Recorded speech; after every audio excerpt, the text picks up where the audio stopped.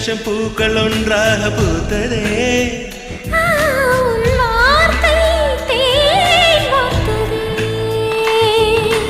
மௌனம் பேசியதே, குளிர் தென்றல் வீசியதே. ஏழை தேடிய ராணி நீ என்